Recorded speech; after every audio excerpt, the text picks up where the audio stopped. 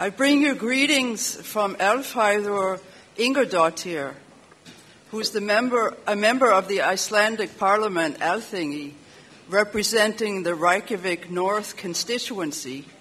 She's also the Deputy Speaker of the Parliament and the Chairman of the Left Green Movement's parliamentarian group.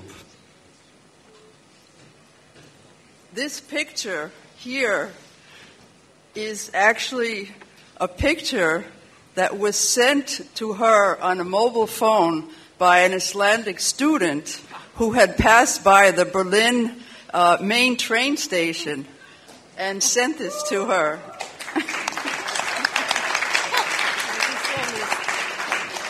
So your campaigns are getting to the right place.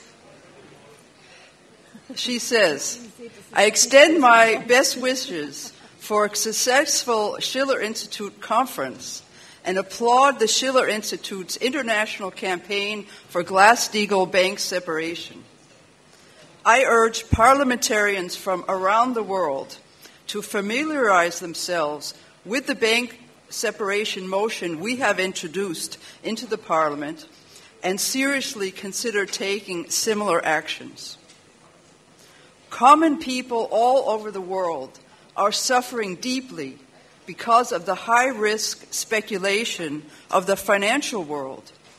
And now, this same financial world is exerting immense pressure on politicians to save their monetary values by imposing brutal austerity on the constituents. I believe that this is wrong and that there are other alternatives.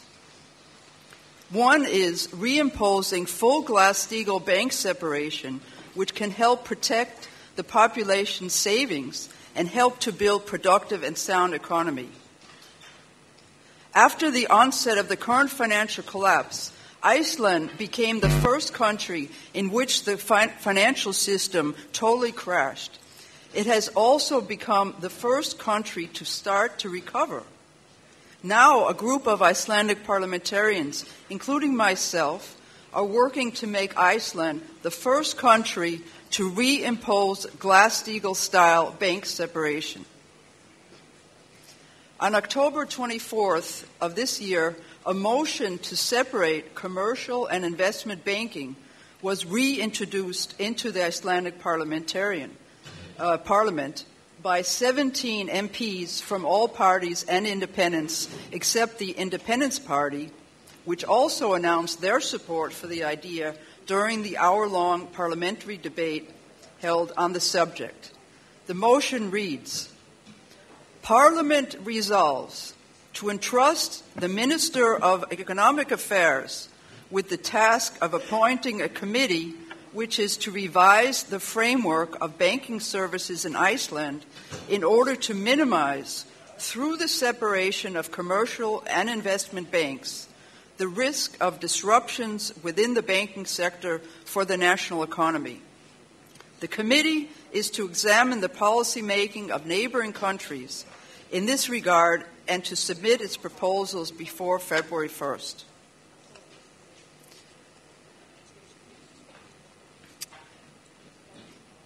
During the parliamentary debate, these are some of the points I stressed. Why should we separate these activities, one may ask? Separation of these two different types of financial services will reduce the systemic risk of the financial sector for the economy. While some point out that separation does not solve all problems, others stress that this is an absolute prerequisite for economic stability and honest business. Through separation, we actually ensure that public savings would not be reused as gambling money in risky lending by investment banking owners. Through separation, the state can ensure that normal savings deposits would not be misused again, so that the loss due to these risky loans and investments would not revert to the taxpayers and the state treasury.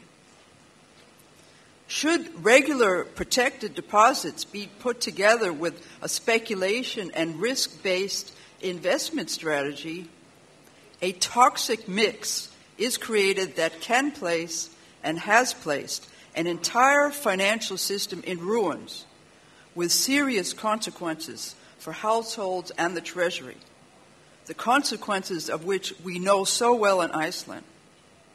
The co-sponsors have no doubt in their minds that this toxic mixture has been a traceable cause of our banking collapse. In a statement accompanying our motion, we discuss how a perfect separation of these two factors was ensured among the banks in the United States after the collapse of the stock exchange in New York and the crisis that followed.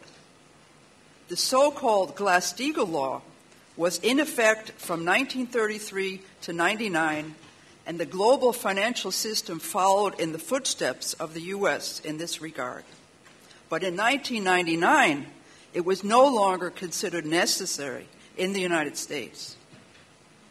The law was abolished, and it took a little less than 10 years from the time that the financial institutions were again permitted to combine commercial banking and investment banking for a new banking bubble to burst in 2007 to 2008.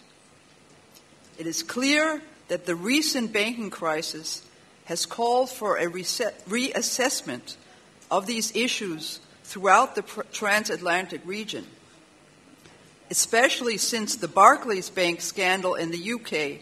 There has been a public debate about reinstituting glass-steagall in the US, the UK, and Iceland. The idea of implementing this separation, again, in the spirit of Glass-Steagall Act, has increasing support throughout the Western world. We believe that only full banking separation and not ring-fencing or the weak Volcker rule would protect the population from the excesses of the speculators.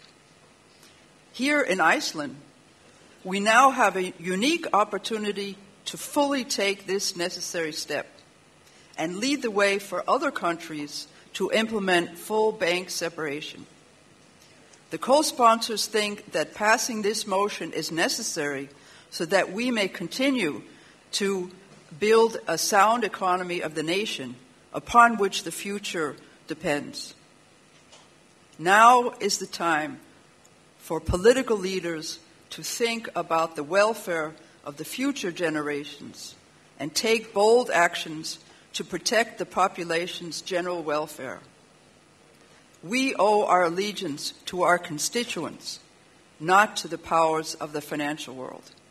Thank you.